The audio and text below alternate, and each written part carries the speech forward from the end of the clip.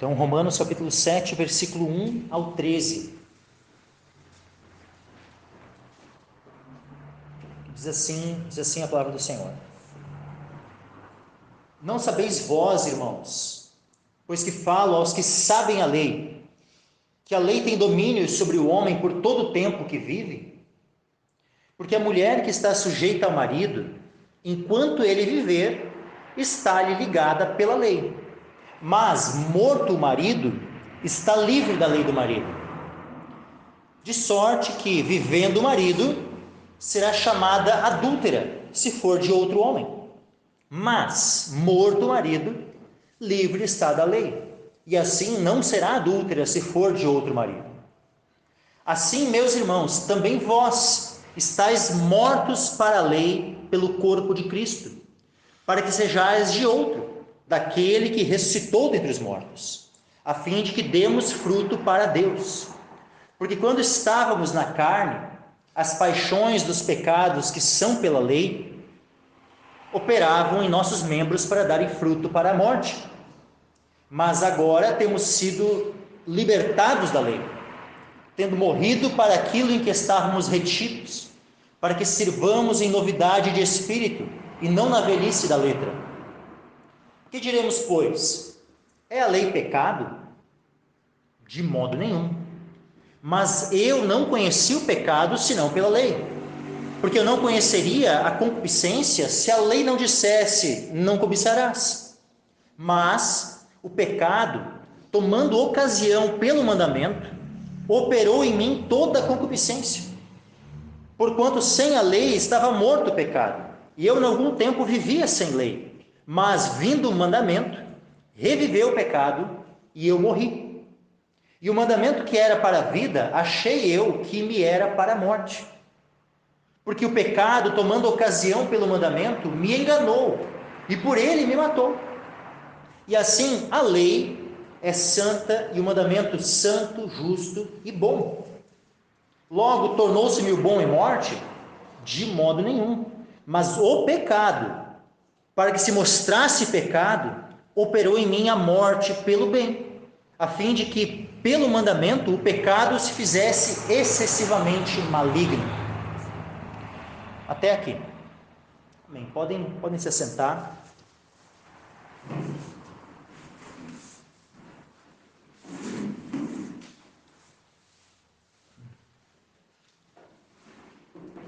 Então, Romanos, capítulo 7, versículo 1, diz assim: não sabeis vós, irmãos, pois que falo aos que sabem a lei, que a lei tem domínio sobre o homem por todo o tempo que vive. Então, aqui é um princípio geral, que todos têm conhecimento. O homem, enquanto ele está vivo, a lei tem poder sobre ele. Isso vale para todo tipo de lei. Vale tanto para a lei de Deus, vale para a lei dos homens. Vamos lá, um homem, se ele comete algum crime, enquanto ele está vivo, ele pode ser julgado. Depois que ele morreu, o processo continua ali correndo, continua as testemunhas sendo chamadas para... Não, simplesmente o processo se extingue. Então alguém vamos dizer assim, só tem direitos e deveres perante a lei enquanto ele está vivo. Depois que ele morreu, isso cessa. Aqui, então, Paulo ele traz aqui uma analogia, podemos dizer assim, trazendo um exemplo, no caso da mulher em relação ao seu marido. Versículo 2: porque a mulher que está sujeita ao marido, enquanto ele viver, está ligada pela lei. Então, uma mulher casada, ela está ligada ao marido pela lei. E aqui eu entendo aqui que antes de lei, da lei humana, aqui nós temos que entender a lei de Deus, diante da lei do Senhor. A mulher está ligada ao marido por todo o tempo que ele vive. Mas, morto o marido, que está livre da lei do marido. Ou seja, né, a lei, quando se relaciona à questão de casamento, ela não mais vai valer a partir do momento em que a mulher se tornou viúva. Ou seja, vamos lá, versículo 3: de sorte que vivendo o marido, será chamada adúltera se for de outro homem. Por quê? Porque a lei do casamento trata que apenas a morte é o que vai fazer a dissolução do casamento. Tanto que, normalmente, né, que muitos dizem, né, no momento dos votos, né, no matrimônio, né, no casamento, né, que serão fiéis um ao outro, até que a morte os separe. Então, o que deveria causar a separação em um casamento deveria ser, conforme o plano de Deus para o casamento, apenas a morte. Nada além disso. Isso deveria ser o padrão, né? Então, de sorte que vivendo o marido, então se o marido ainda vive, e ela vai e se separa do marido e passa a ser de outro homem, ela é considerada adúltera. Mas morto o marido, livre está da lei, e assim não será adúltera se for de outro marido. E aqui eu quero, por mais que não seja o foco principal, tá, da passagem, mas eu quero só martelar um pouquinho aqui nesse ponto, né, porque nós estamos vivendo num tempo onde muitos princípios da lei de Deus, né, estão sendo colocados em escanteio, em segundo plano, não se tem dado mais valor, e especialmente esse ponto, né, que tange ao casamento.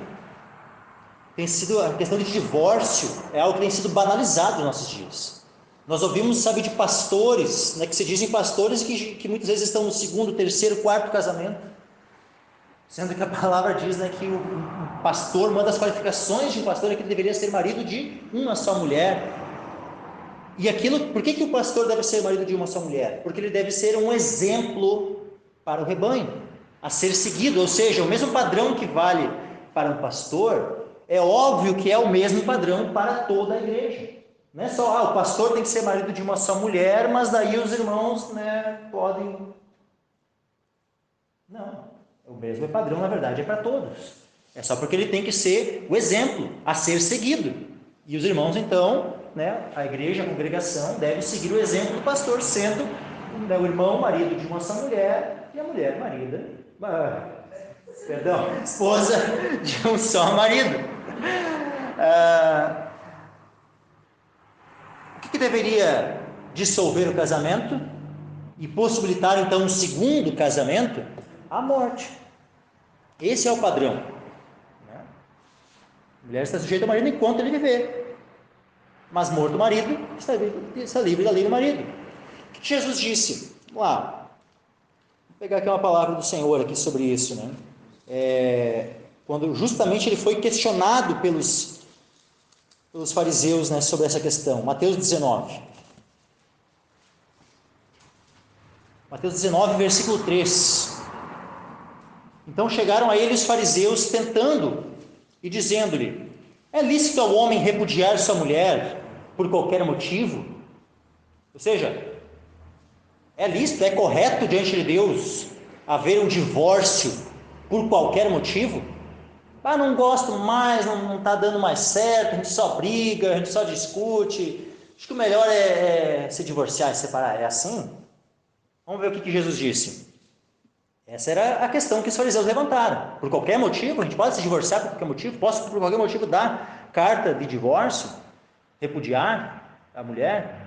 Versículo 4. Ele, porém, respondendo, disse-lhes: não tendes lido que aquele que os fez no princípio, macho e fêmea os fez?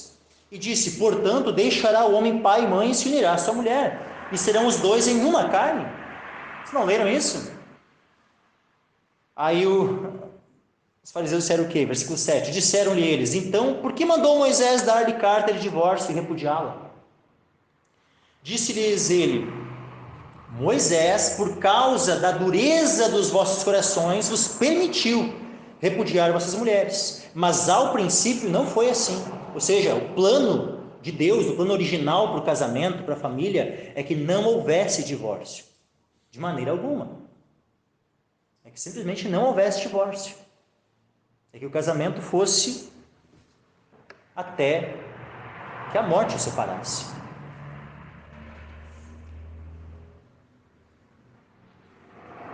Versículo 9: Eu vos digo, porém, que qualquer que repudiar essa mulher, não sendo por causa de fornicação, e casar com outra, comete adultério. Então, olha só, eu vou só suprimir, tá? O parêntese que tem ali, ó, que é o não sendo por causa de fornicação. Eu vos digo, porém, que qualquer que repudiar essa mulher e casar com outra, comete adultério. Então, toda vez que um homem se divorcia por qualquer motivo e se casa com outra, ele comete adultério. Qual vai ser a única exceção aonde, caso ele venha a se divorciar e então casar com outra, que ele não vai estar cometendo adultério?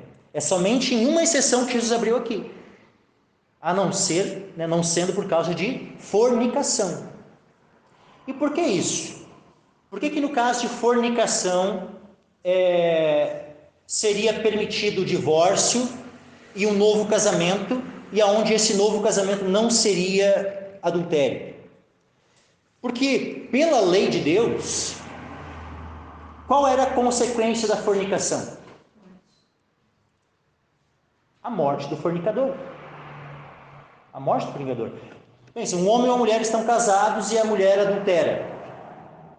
O que a lei de Deus estabelecia? A lei de Moisés estabelecia a morte da adúltera. Lógico, do homem que adulterou com ela também.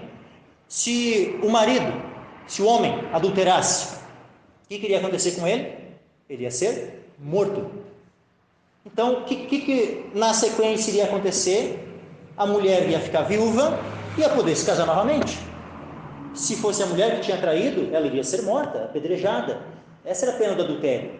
O homem ia ficar viúvo e, logicamente, ia poder se casar novamente. Da mesma forma acontecia no caso da fornicação, porque a fornicação é uma palavra que muita gente às vezes interpreta mal a fornicação e acha que fornicação é apenas a relação sexual que acontece antes do casamento.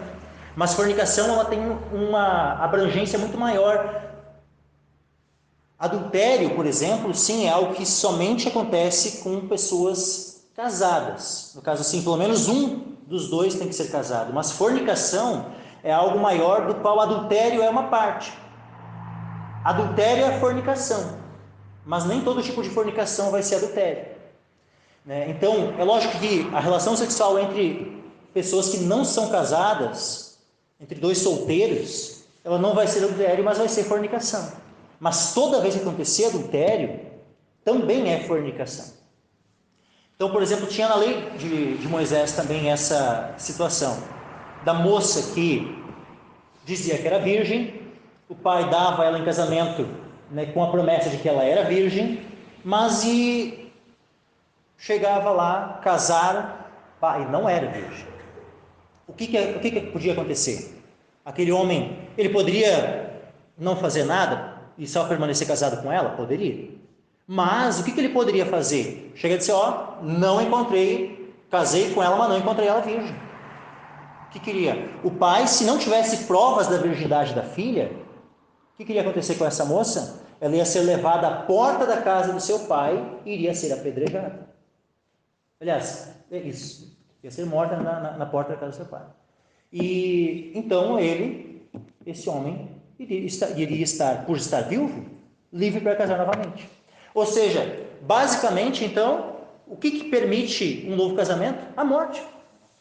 Só que no Novo Testamento, uma vez que a igreja não tem autoridade, não foi chamada para executar, nós não somos como era um Estado teocrático, como era o Estado de Israel, onde não apenas a lei de Deus ditava a maneira como os crentes deveriam viver, mas também a lei de Deus era o que determinava tudo aquilo que deveria acontecer no país, civilmente também. Então, óbvio que havia ali e precisava o povo de Deus executar as penas que a lei determinava. Mas agora a igreja, nós não temos, o Novo Testamento não traz para nós leis civis. A lei civil a qual nós devemos estar submetidos é a lei do país onde nós estamos. Então, se no país onde o cristão vive existe pena de morte para adultério, vai ser aplicada ali a questão. Agora, como na maioria dos países isso não funciona assim, existe então essa exceção para o divórcio. Mas por quê? Porque de outra forma, o marido ou a esposa traídos estariam livres para casar novamente, porque o seu cônjuge seria morto. Essa que é a questão. Então a regra é essa, é a única exceção.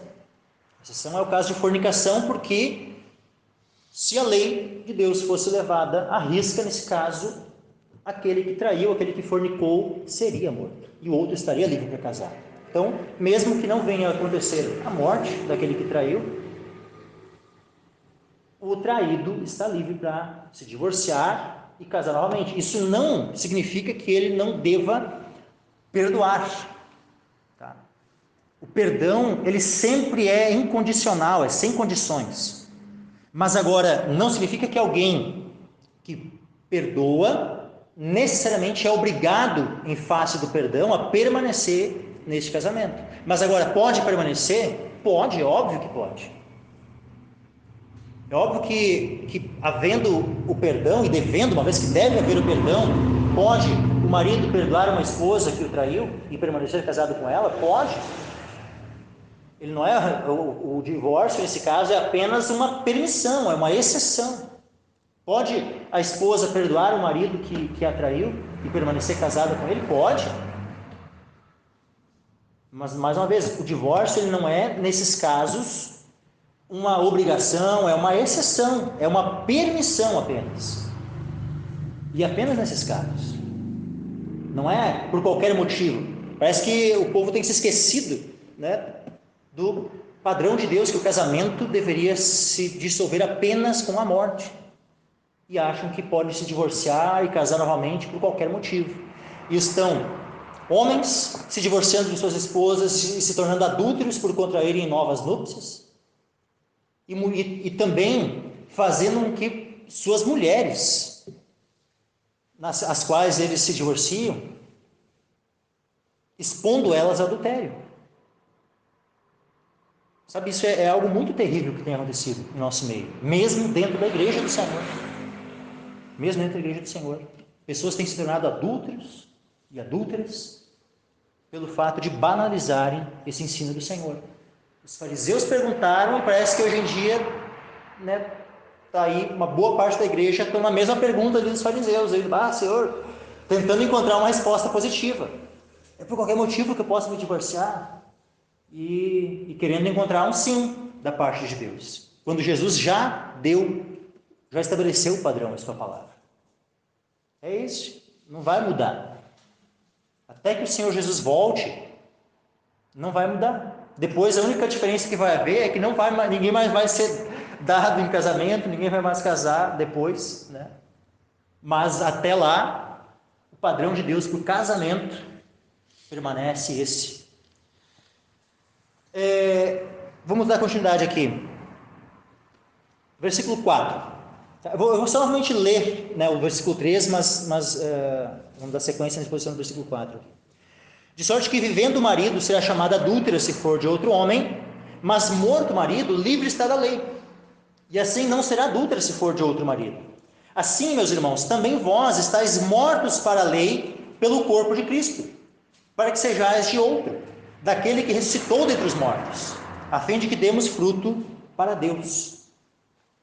Essa analogia ali, né, que foi trazida, lógico que ela não tem como ser, vamos dizer assim, completa, né, em toda a sua exatidão, né, porque o exemplo que foi dado é de uma mulher que ficou viúva, então, ou seja, ela não morreu, ela permaneceu viva, o marido é quem morreu, e aí então ela é possível que ela se case novamente, sem com isso se tornar adúltera. No nosso caso, nós fomos aqueles que morreram. Nós morremos com Cristo. Nós nos unimos a Cristo pela fé e morremos com Ele.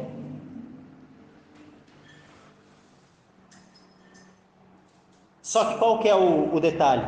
Nós morremos com Ele, mas nós também ressuscitamos com Ele. Então nós morremos com Ele, ressuscitamos com Ele, tudo isso para quê? Para que mortos para a lei, estávamos debaixo da lei, e agora mortos para a lei, estamos livres da lei, livres para poder ser de outro. De quem? De Cristo. Então o nosso novo relacionamento, o nosso casamento com Cristo, o casamento da igreja com Cristo, ele não é comparado, então, no caso de um divórcio, onde estaria ali uma mulher que simplesmente se divorcia do marido e se casa com outro, onde seria considerada adúltera. Não. Ocorreu a morte. Então, uma vez que ocorreu a morte, o casamento se dissolveu por causa da morte, então agora nós podemos ser de outro, no caso de Cristo, e esse relacionamento está completamente de acordo com o padrão de casamento da lei de Deus. Olha que coisa tremenda, sabe, esse exemplo, né? Que até mesmo no exemplo, quando é comparado, né, a igreja e Cristo, o nosso casamento com Cristo, o casamento da igreja com o Senhor, o exemplo ele é dado dentro de um padrão que está de acordo com a lei de Deus. Então nós estamos mortos para a lei pelo corpo de Cristo, pela nossa união com Cristo. Então na sua morte de Cristo foi a nossa morte. Um morreu por todos, logo todos morreram. E aí então agora nós podemos ser de outro, de Cristo, daquele que ressuscitou dentre os mortos, a fim de que demos fruto para Deus. Ou seja, a nossa vida agora, ela deve ser vivida para Deus. Os nossos membros devem ser oferecidos para Deus, para a prática da justiça, para obedecer ao Senhor. Toda a nossa vida agora deve ter um único objetivo nessa terra: dar frutos para Deus. Nós devemos nos arrepender do tempo em que éramos infrutíferos, do tempo em que o nosso fruto era para o pecado, para a morte, e passarmos a dar frutos para Deus. Olha só o versículo 5: porque quando estávamos na carne, ou seja, quando nós estávamos em Adão, as paixões dos pecados que são pela lei operavam em nossos membros para darem fruto para a morte. Então o pecado operava em nossos membros para dar fruto para a morte, para o pecado. Mas agora, versículo 6, mas agora temos sido libertados da lei, tendo morrido para aquilo em que estávamos retidos. Sabe, essa expressão aqui, temos sido libertados da lei, ela também pode ser traduzida como temos sido aniquilados para a lei, tendo morrido para aquilo em que estávamos retidos, porque ela é a mesma palavra, irmãos,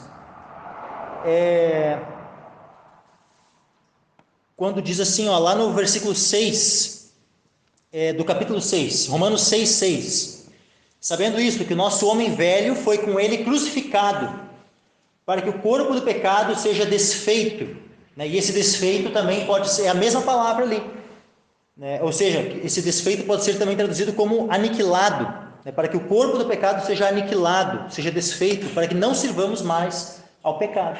Então isso aponta, né, para quando nós fomos crucificados com Cristo e o nosso velho homem foi crucificado, foi morto, ou seja, foi aniquilado.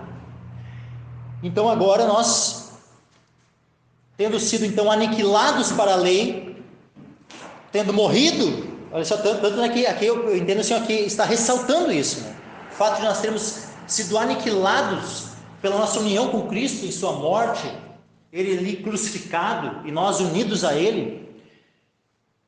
Então nós fomos aniquilados para a lei, tendo morrido para aquilo em que estávamos retidos, para que sirvamos em novidade de espírito e não na velhice da lei.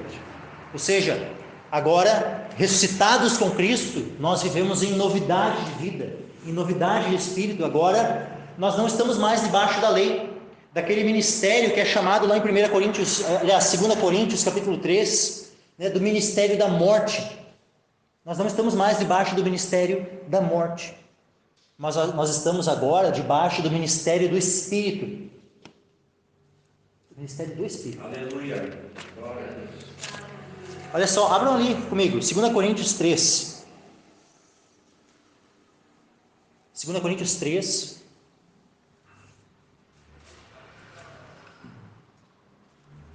Versículo 5 em diante.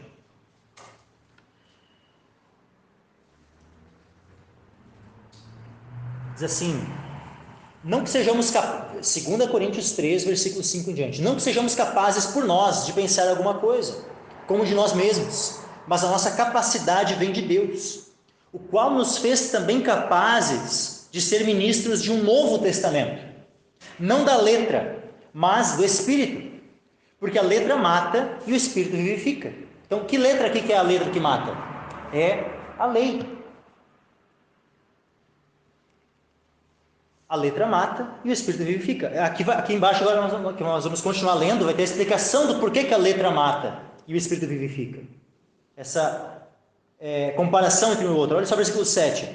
E se o ministério da morte, esse aqui é o ministério da morte, que ministério é esse? É o ministério da letra, que mata. E se o ministério da morte, gravado com letras em pedras, veio em glória, de maneira que os filhos de Israel não podiam fitar os olhos na face de Moisés por causa da glória do seu rosto, a qual era transitória, como não será de maior glória o ministério do Espírito? Porque se o ministério da condenação foi glorioso, ou seja, porque quando estávamos todos debaixo da lei, nós também estávamos debaixo do pecado, nós estávamos em Adão, nós estávamos condenados, estávamos debaixo da morte, mortos. Porque se o ministério da condenação foi glorioso, muito mais excederá em glória o ministério da justiça. Ou seja, quando nós passamos a estar debaixo de um novo testamento, debaixo da graça. E somos então justificados por meio da fé em Cristo. Versículo 10. Porque também o que foi glorificado nesta parte, não foi glorificado por causa dessa excelente glória.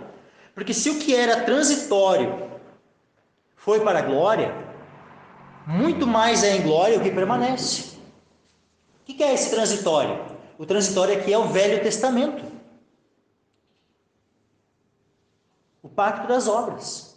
Era transitório. O que é que permanece? E permanece para sempre. É o Novo Testamento, é o pacto da graça, no qual nós somos salvos. Com uma salvação eterna. Olha aqui o versículo 12. Tendo, pois, tal esperança, usamos de muita ousadia no falar, e não somos como Moisés, que põe um véu sobre a sua face, para que os filhos de Israel não olhassem firmemente para o fim daquilo que era transitório.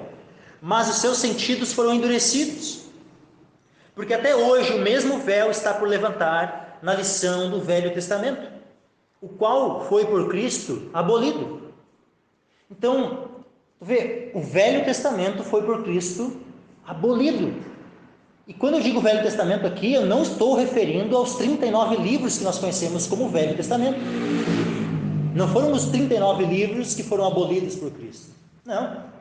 A palavra de Deus permanece para sempre. O que é que foi abolido? O Velho Testamento, ou seja, o pacto das obras. Esse pacto foi abolido por Cristo. Esse pacto no qual nós precisaríamos cumprir toda a lei para podermos ter vida. Esse é o pacto das obras. Tu faz isso, tu cumpre a lei e aí tu vai ter vida. Esse pacto, esse Velho Testamento, foi por Cristo abolido. Então foi estabelecido uma nova aliança, um novo testamento, do qual nós somos ministros. Fomos capacitados por Deus para sermos ministros de um novo testamento. E o Velho Testamento foi em Cristo, na cruz de Cristo, foi abolido. E até hoje, quando é lido Moisés, o véu está posto sobre o coração deles. Mas quando se converterem ao Senhor, então o véu se tirará. Bom, continuando. Então a gente vê o que o ministério da morte, né, ele é um ministério que está vinculado ao pacto das obras. Por quê? Porque por meio do pacto das obras, todos nós estávamos mortos em Adão. Estávamos debaixo da lei, debaixo do pacto das obras. Estávamos então mortos em nossos delitos e pecados. Agora, voltando lá para Romanos, capítulo 7, versículo 6. Mas agora temos sido libertados da lei, ou aniquilados para a lei, tendo morrido para aquilo em que estávamos retidos, para que sirvamos em novidade de espírito e não na velhice da letra. Ou seja, agora o nosso padrão não é mais aquele de eu preciso cumprir toda a lei de Deus para poder ter vida. Isso é servir a Deus na velhice da letra. Ou seja, é de maneira legalista. Pela lei eu vou ter vida, então eu vou me esforçar para cumprir toda a lei e aí eu vou ter vida. Porque essa é a justiça que há na lei. Olha aqui, Romanos 10, versículo 5.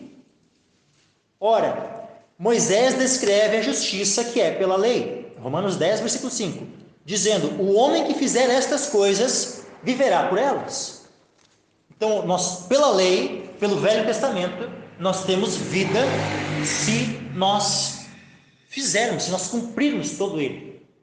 Uma vez que, se nós transgredirmos um só ponto da lei, nós somos considerados culpados de transgredir o todo. Quem é que poderia ter vida por meio da lei? Ninguém. O único homem nessa terra, mais uma vez eu repito, que conseguiu cumprir todo o padrão, que conseguiu cumprir o Velho Testamento, que nasceu sob a lei e cumpriu a lei, foi Jesus Cristo. E é a justiça perfeita dele que é atribuída a nós, que é imputada a nós, quando nós cremos nele. E aí então nós não servimos mais a Deus na velhice da letra, ou seja, de acordo com o Velho Testamento, de acordo com esse padrão de faze isso e viverás, como se a nossa vida estivesse dependente das nossas obras, como se a nossa justiça viesse das nossas obras. Justamente o que nós vemos lá, Romanos 3, versículo 19. Ora, nós sabemos que tudo o que a lei diz, aos que estão debaixo da lei diz, para que toda boca seja fechada e todo mundo seja condenável diante de Deus. Então, alguém conseguiria ser salvo? Não, todo mundo que está debaixo da lei seria condenado por Deus. Versículo 20, por isso nenhuma carne será justificada diante dele pelas obras da lei, porque pela lei vem o conhecimento do pecado. Ou seja, então estou ali tentando, vou ter vida, vou ser justo pela lei, pelas obras da lei, vou conseguir? Não, o texto diz claramente aqui, a palavra de Deus, que é impossível. Nenhuma carne será justificada diante dele pelas obras da lei. E isso é servir a Deus. Tentar se justificar pela lei é servir a Deus na velhice da letra, é tentar permanecer debaixo do Velho Testamento e achar que vai conseguir ser justo diante de Deus por meio desse Velho Testamento, achar que vai conseguir agradar a Deus e ter vida por meio desse Velho Testamento. Isso é servir a Deus na velhice da letra. Agora, como é que nós devemos servir a Deus? Em novidade de espírito, sendo capacitados pelo Espírito Santo, que é aquele que escreve a lei de Deus em nossos corações. É aquele que vai nos capacitando a entender a vontade de Deus, que nos ensina todas as coisas. É na dependência do Espírito que nós mortificamos os pecados. Não é pela nossa própria força que nós conseguimos vencer o pecado, mas é justamente pelo poder que o Espírito Santo nos dá. Ele é aquele que nos capacita a mortificarmos o pecado. Olha só, Romanos 8,13. Romanos 8,13, porque se viverdes segundo a carne, morrereis. Mas se pelo Espírito mortificardes as obras do corpo, vivereis. Então, o nosso padrão de conduta, da maneira de nós vivermos diante de Deus, não é algo que está vinculado a uma dependência de si mesmo. Nós precisamos nos esforçar, precisamos, nos empenhar, mas em todo tempo confiando e dependendo e atribuindo toda a glória ao poder do Espírito Santo. Ele é aquele que nos capacita a vivermos para Deus. Então nós precisamos viver em novidade de espírito, em novidade de vida, uma nova vida que é produzida, que é gerada em nós pelo Espírito Santo. É Ele desde o início. É o Espírito Santo quem nos convence do pecado, da justiça e do juízo. É o Espírito Santo aquele que desperta fé em nossos corações, que nos dá o arrependimento. É o Espírito Santo que vai nos conduzir. Nós precisamos andar em Espírito, nós precisamos viver em Espírito. Então toda a nossa vida diante de Deus, se nós queremos agradar a Deus, ela deve ser vivida pelo poder do Espírito Santo em nós. Nós não somos nada sem o Espírito Santo. Nós não podemos agradar a Deus de maneira alguma, se não for pelo Espírito Santo. A nossa oração deve ser no Espírito. E tudo mais que nós fizermos, devemos estar sendo guiados pelo Espírito Santo. Então, devemos viver em novidade de servir a Deus, em novidade de Espírito, e não na velhice da letra. Que diremos, pois? Versículo 7. É a lei pecado? Porque quando nós estávamos... Olha só para os irmãos entenderem o porquê dessa pergunta. Em Romanos 6, versículo 14 e 15. Olha o que diz ali. Porque o pecado não terá domínio sobre vós, pois não estáis debaixo da lei, mas debaixo da graça. Significa que quando nós estamos debaixo da lei, o pecado tem domínio sobre nós. Versículo 15. Pois que pecaremos porque não estamos debaixo da lei, mas debaixo da graça? De modo nenhum. Então tá. Aí vem a pergunta, então, se quando eu estava debaixo da lei, o pecado tinha domínio sobre mim. Aí diz ali, versículo 5, quando estávamos na carne, e esse estar na carne também, é o tempo onde nós estávamos debaixo da lei. Aí diz que as paixões dos pecados que são pela lei, operavam em nossos membros para darem fruto para a morte. Aí tu fica assim, mas então, versículo 7, que diremos, pois, é a lei pecado? Já que, diz ali que as paixões dos pecados que são pela lei, é a lei pecado? Qual é a resposta? De modo nenhum. De modo algum. A lei não é pecado. De modo nenhum. Mas eu não conheci o pecado, senão pela lei. Qual é o ponto aqui? A lei tem uma função. A lei é santa. A lei é a lei de Deus. Então ela não é pecado. De maneira nenhuma. Que ninguém chegue à conclusão que a lei de Deus seja má, seja pecaminosa, de maneira alguma. Qual é a função da lei? Vamos lá, Romanos 3, versículo 20. Por isso nenhuma carne será justificada diante dele pelas obras da lei, porque pela lei vem o conhecimento do pecado. E aqui, essa palavra conhecimento aqui também é epignosis, poderia ser traduzida como pleno conhecimento do pecado. Então, pela lei vem o pleno conhecimento do pecado. Então, um dos objetivos da lei é justamente nos revelar, nos fazer conhecer o que é pecado. Nós temos conhecimento do que é pecado por meio da lei de Deus. Então, é a lei pecado? Não, a lei não é pecado, mas a lei mostra, a lei revela, a lei nos dá conhecimento do que é pecado, do que é o pecado. Então, eu não conheci o pecado senão pela lei. Porque eu não conheceria a concupiscência, a cobiça, que eu posso também traduzir concupiscência, ela tem esse significado também de cobiça. Eu não conheceria a concupiscência, eu não conheceria a cobiça se a lei não dissesse, não cobiçarás. E aí, a lei produziu a cobiça em mim? Não. A cobiça estava ali. Eu caído, ser humano caído, um homem que estava morto em meus delitos e pecados, estando em Adão. O que o homem natural tem muitas vezes ele vai lá e faz as coisas e nem sabe o que é pecado, nem sabe que está fazendo algo que desagrada a Deus, nem tem esse conhecimento. A gente está ali fazendo as vontades da sua carne. Quando estávamos na carne, as paixões dos pecados. Só que daí o que acontece? Que são pela lei, diz assim, né?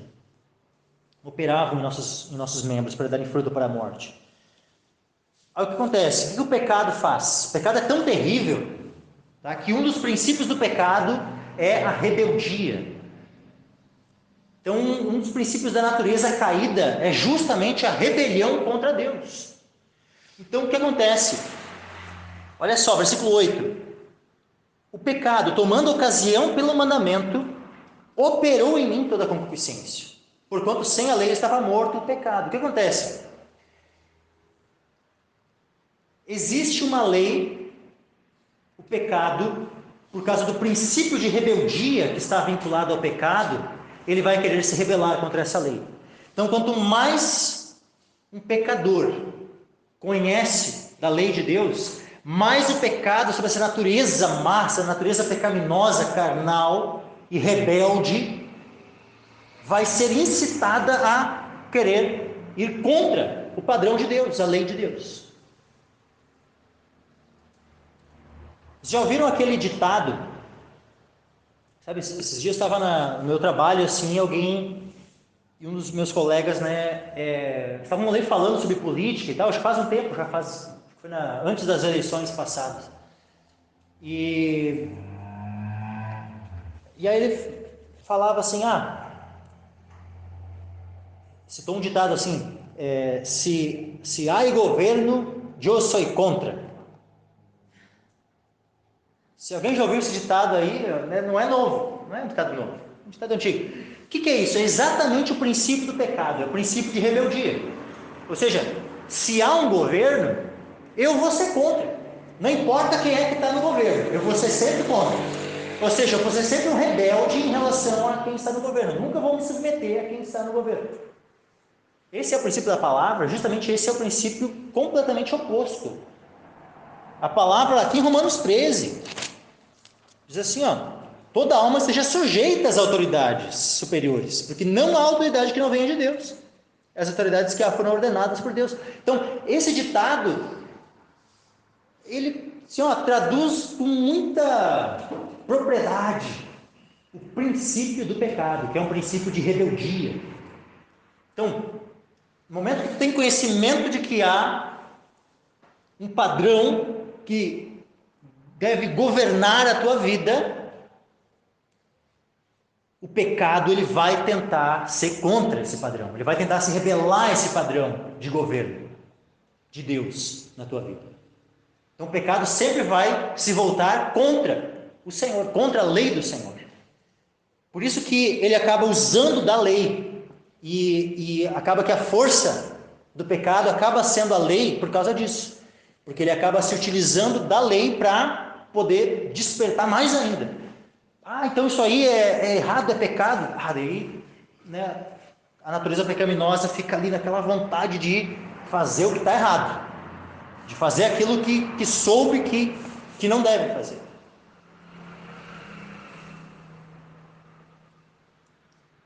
E aí diz assim, porquanto sem a lei estava morto o pecado.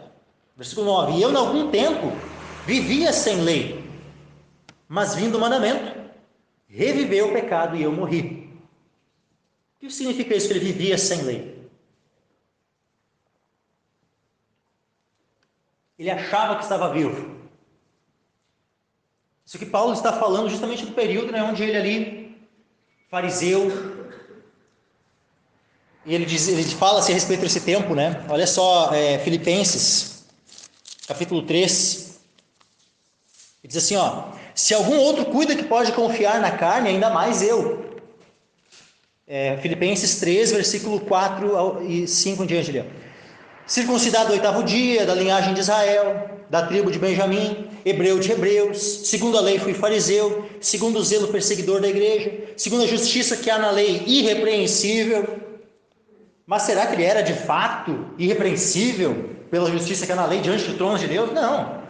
Segundo um padrão de tradição e segundo um padrão do entendimento limitado da mente dele, quando ele tinha naquele tempo, ele era irrepreensível. Ele achava que vivia, ele achava que conseguiria ter vida por meio da lei, por meio daquilo que ele entendia que era a lei, né? Então, o entendimento limitado que ele tinha da lei, ele achava que estava cumprindo, ele achava que era irrepreensível, ele achava que iria conseguir ter vida, ele achava que estava conseguindo aqui, Moisés escreve a justiça que é pela lei, dizendo: o homem que fizer essas coisas viverá por elas. E ele achava que estava conseguindo viver, que estava conseguindo ter vida pela lei. Mas qual é o ponto? A lei de Deus, ela foi estabelecida como um tutor, com o objetivo de nos conduzir a Cristo. Então, lá em Gálatas, a palavra diz assim, Gálatas capítulo 3,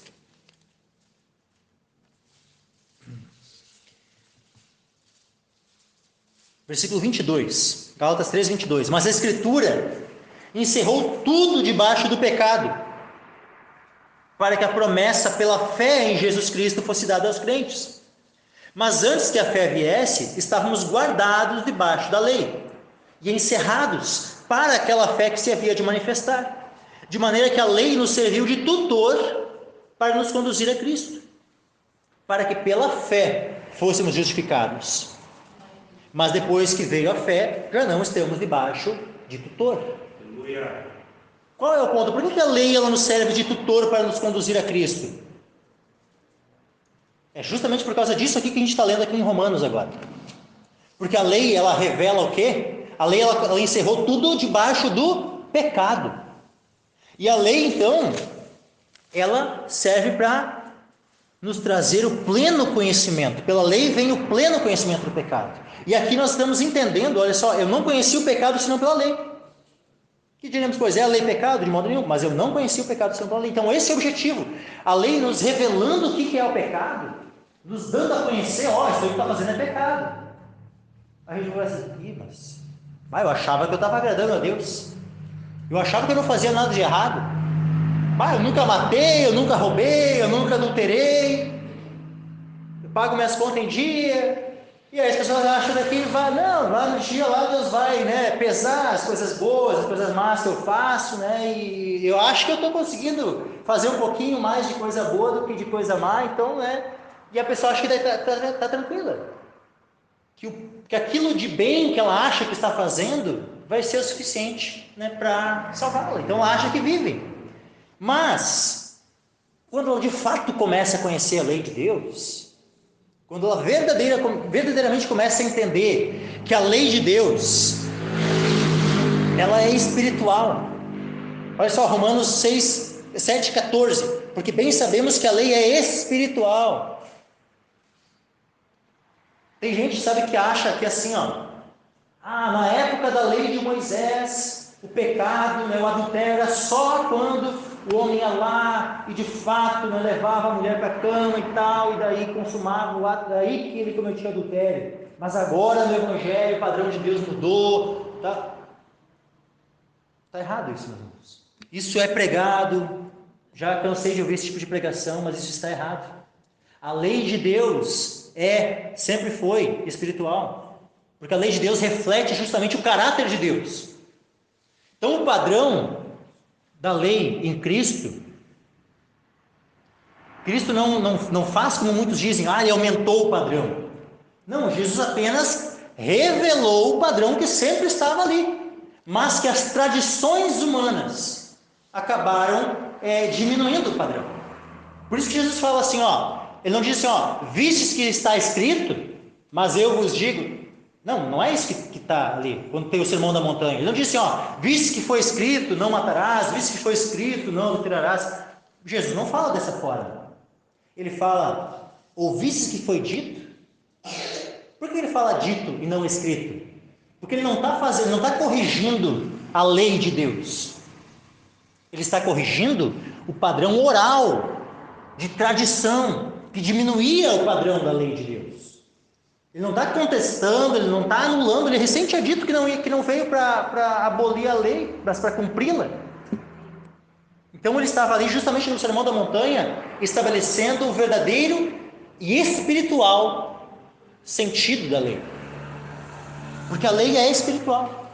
E aí Paulo, quando ele começou a entender que a lei de Deus é espiritual, e começou a entender a profundidade da lei de Deus, e começou a sair daquele entendimento raso que ele tinha, e que achava que então estava atingindo o padrão da lei, que era irrepreensível perante ela, quando ele percebeu que, mas a lei ela é bem mais profunda do que o entendimento que eu tenho. Aí ele começou a perceber o quanto ele era pecador. Aí aquela lei, não cobiçarás, quando ele entendeu o que de fato significava não cobiçarás, ele começou a entender que ele não estava conseguindo cumprir o padrão de não cobiçar.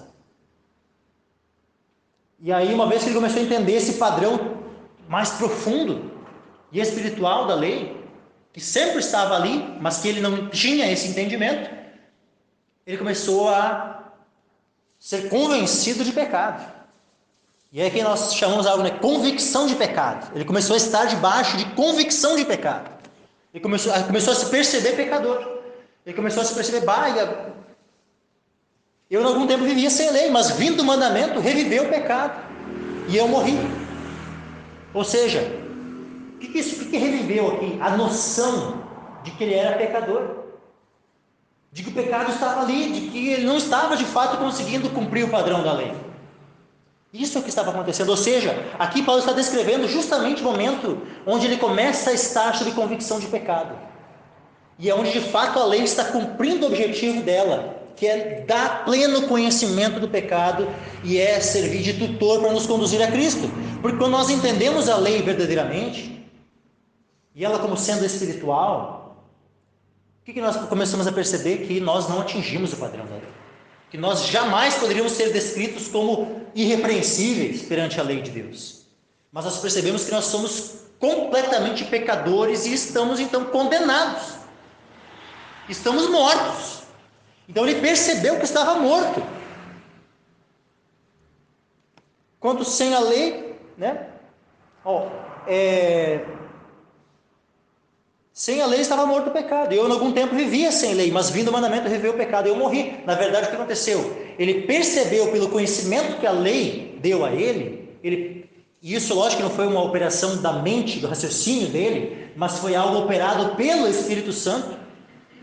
Justamente é a atuação do Espírito, que nos convence do pecado, da justiça e do juízo.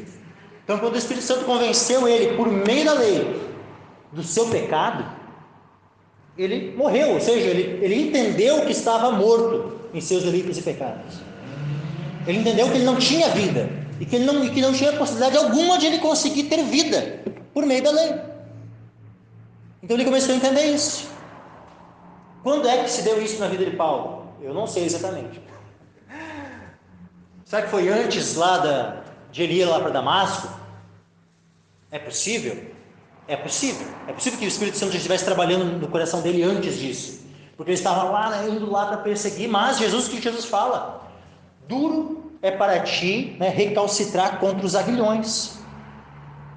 Então significa que ele estava, ali como o que é o aguilhão? O aguilhão era uma vara com uma ponta, que aquele que está conduzindo o boi dá, uma cutucada, no boi ali para o boi andar mais rápido, ou para seguir para um lado, para o outro. E aí o que Jesus fala? Duro é para ti recalcitrar contra os aguilhões. Ou seja, é como se Paulo tivesse, o Senhor dando ali a cutucada com o aguilhão e ele não querendo obedecer, querendo ainda resistir, aos cutucões ali, do Espírito Santo, no coração dele. Então é possível que isso aqui já estivesse acontecendo com ele. Até porque é interessante que em 1 Coríntios 15, Versículo 56 diz assim: ó, ora, o aguilhão da morte é o pecado, e a força do pecado é a lei. Então pode muito bem saber que esse aguilhão que ele estava resistindo era justamente esse conhecimento do pecado que mostrava para ele que ele estava morto, que não estava conseguindo cumprir o padrão de Deus. Mas ele mesmo assim naquela teimosia, né? Ainda perseguindo os cristãos, perseguindo a Cristo.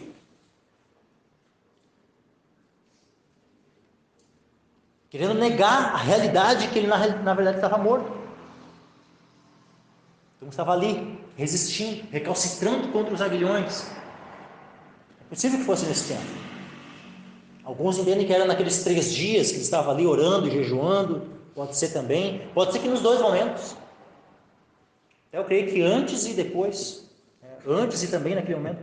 Mas, então, olha só isso agora. Versículo 10. E o mandamento que era para a vida, achei eu que me era para a morte. Por quê? Porque olha só, o padrão. Vamos lá.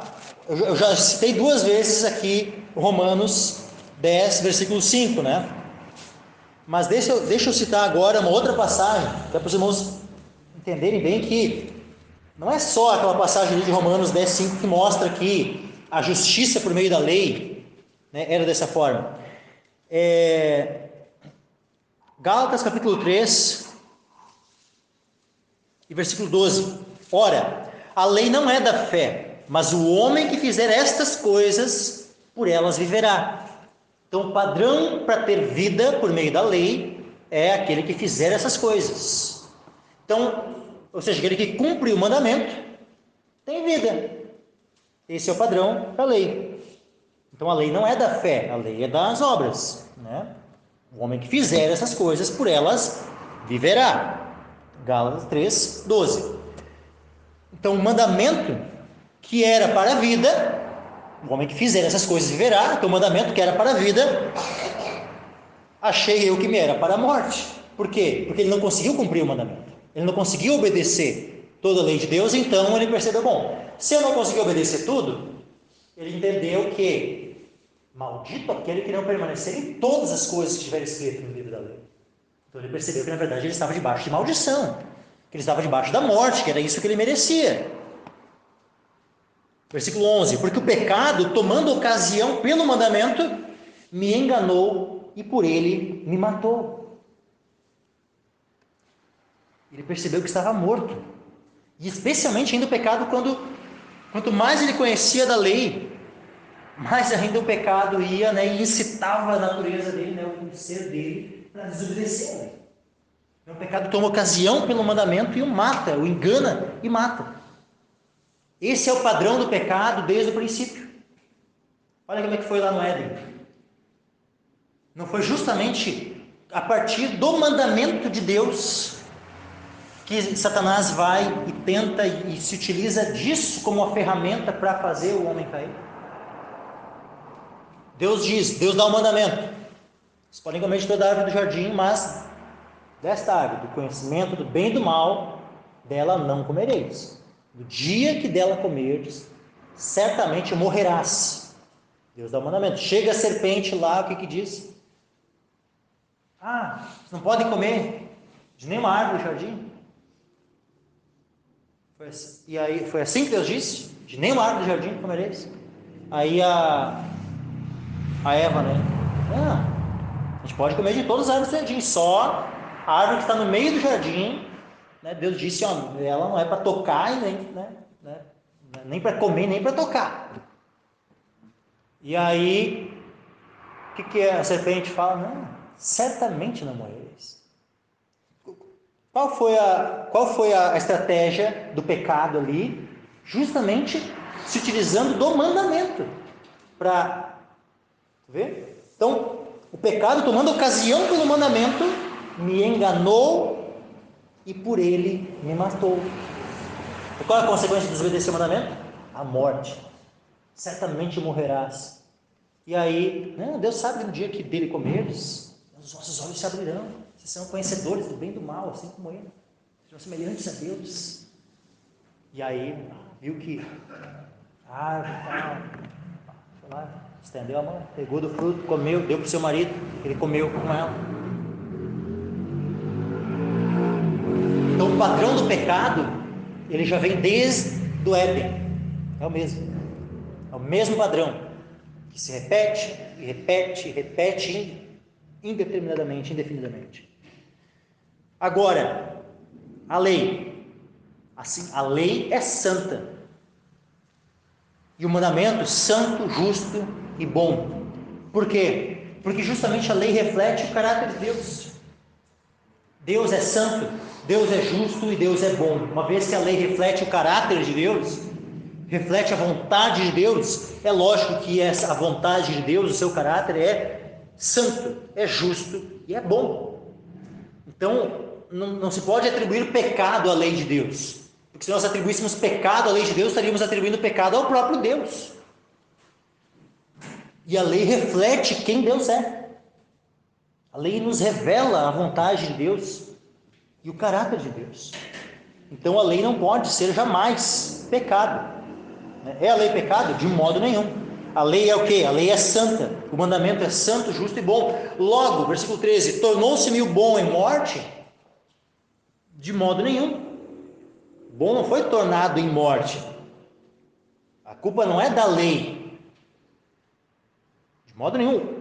Mas o pecado, para que se mostrasse pecado, operou em mim a morte pelo bem, a fim de que pelo mandamento o pecado se fizesse excessivamente maligno. E aqui, irmãos, esse termo maligno aqui, ele, traduzindo ele mais literalmente, tá?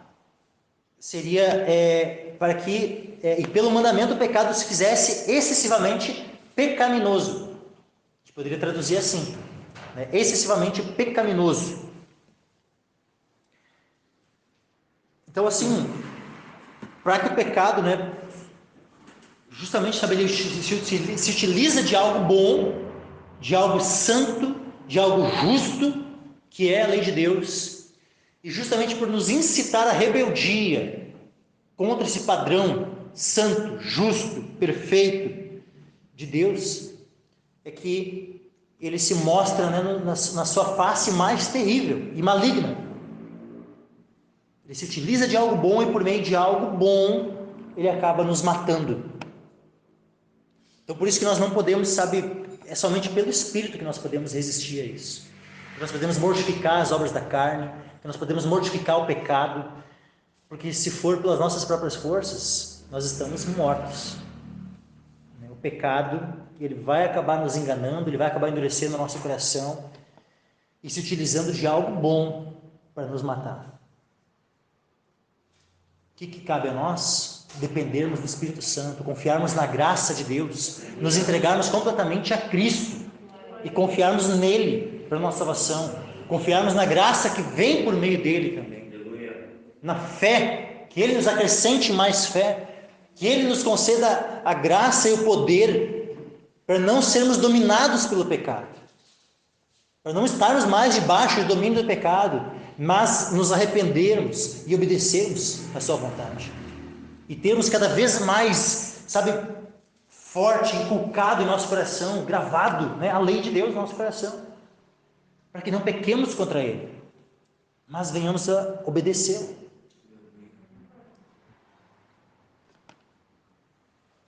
Então assim, nós temos vários inimigos, tá? Nós temos o diabo, que é nosso inimigo, nós temos o mundo, que é nosso inimigo, nós temos a nossa própria carne, que é nossa inimiga, mas dentre todos esses, o pior deles é o próprio pecado. O próprio pecado é o pior, porque é a essência de tudo aquilo que é mal, está no pecado. O pecado é aquele que causa a condenação eterna, não apenas nossa, mas dos próprios anjos. Satanás, né, ele pode ser um inimigo nosso, mas o pecado é inimigo e é o causador da condenação eterna do próprio Satanás. Então, no final das contas, o maior inimigo de todos, de tudo, é o pecado.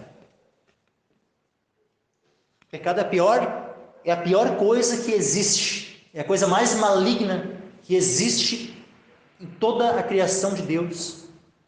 A pior coisa que existe, nós podemos colocar assim, uma lista de coisas ruins que existem. A que vai estar no topo da lista é o pecado. Então, para onde deve ser direcionado o nosso amor? Para onde deve ser direcionada a nossa obediência? Deve ser direcionada aquilo que, dentre todas as piores coisas, está no topo da lista? Nosso amor deve ser direcionado ao pecado, nossa obediência deve ser direcionada ao pecado, nosso serviço deve ser direcionado ao pecado? Pelo contrário, né? A nossa maior oposição, o nosso maior ódio deve ser justamente contra o pecado. Que isso venha a ser produzido em nós pelo Espírito Santo. Amém, meus irmãos?